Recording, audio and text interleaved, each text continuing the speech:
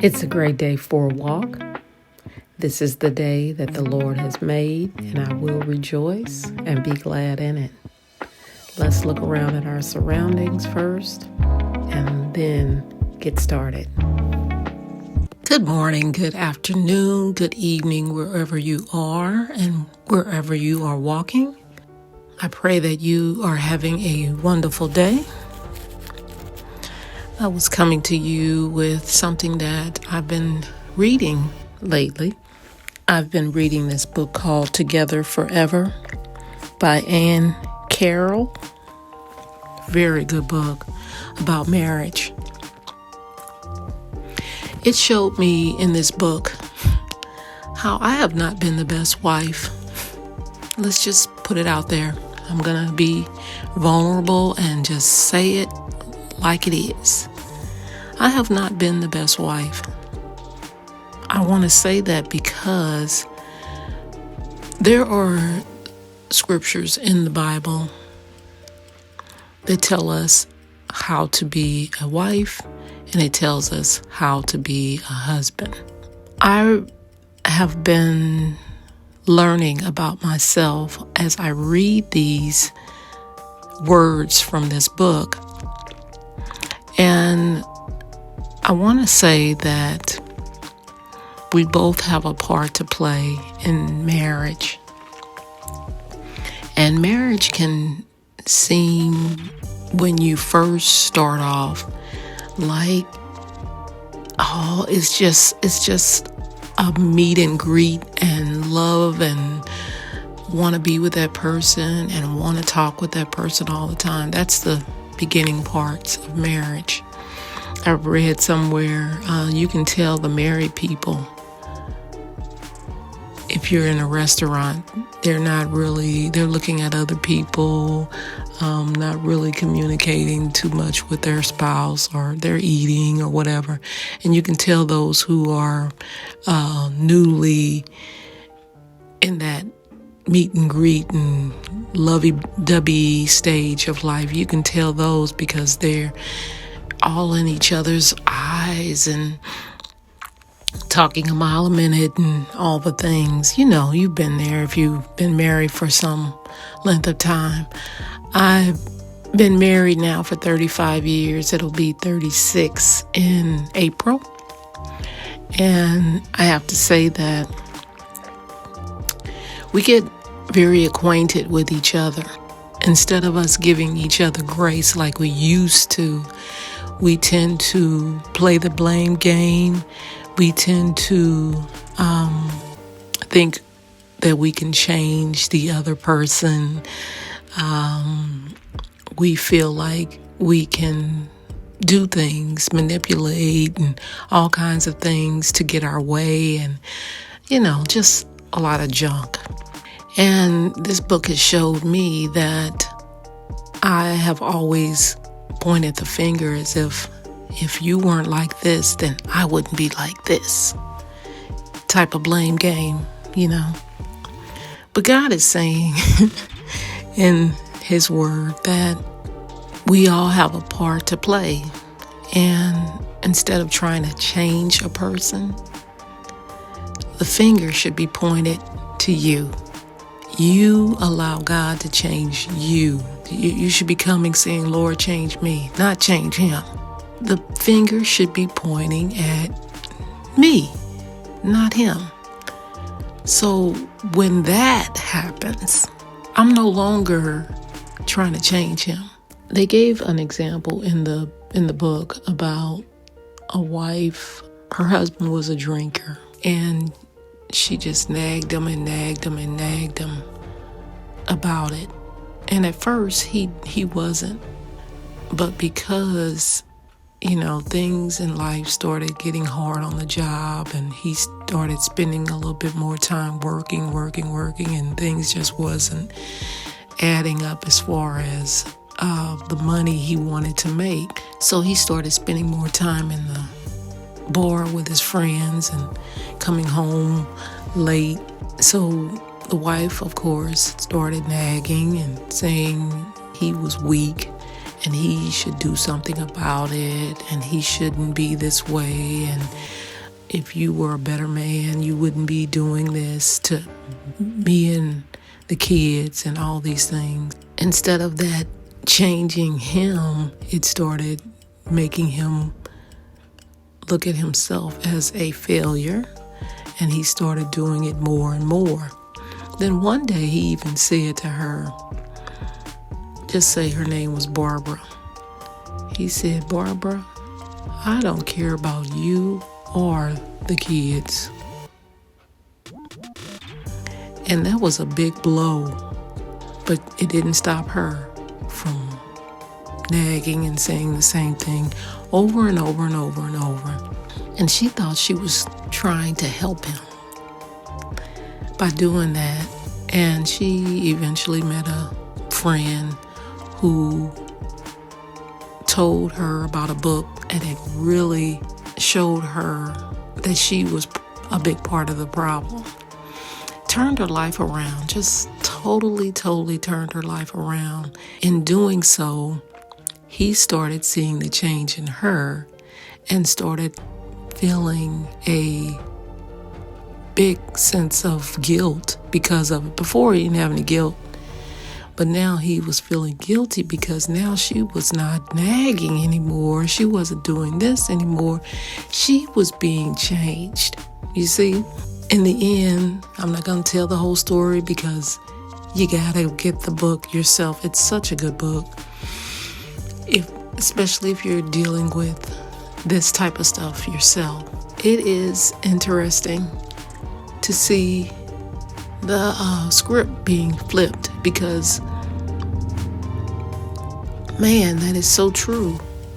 When you say, God, change me. I mean, it's not to say that it happens overnight. With time, if you keep that mindset, you start seeing, I could do this better than what I'm doing. Lord, change me. Help me to be different because I'm a big problem in this. And then there's an assignment in the book that, it is so awesome. It just really encourages you to do it God's way.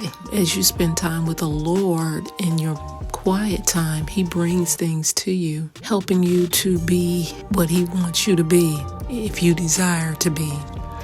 And I pray that you have a desire to be because, man, it changes things big time. Believe it or not, this book is old. You may not even be able to find it in print. I hope you can because I've been talking about it. But it was copyright in 1982. So it's been a long time. It's a long, old book, but man, the concepts, everything in it still apply to today, even more today, if you ask me. But I want to just read this part right here. It's called The Other Woman Syndrome.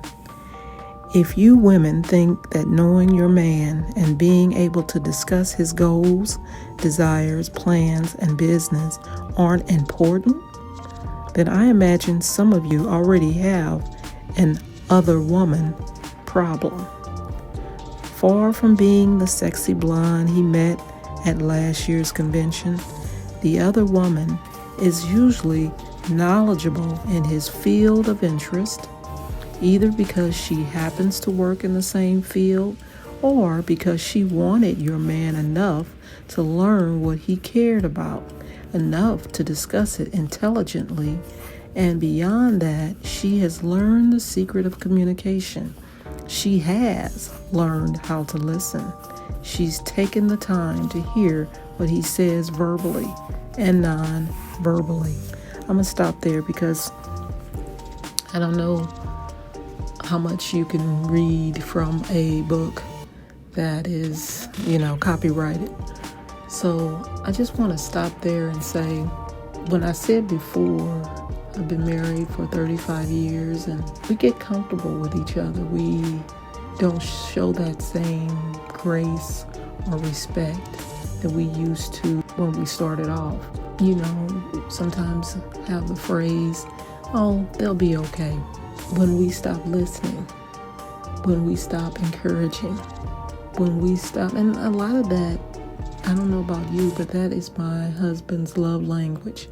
He loves to talk, love to share, not so much mine. So I really have to make an effort in that area a lot.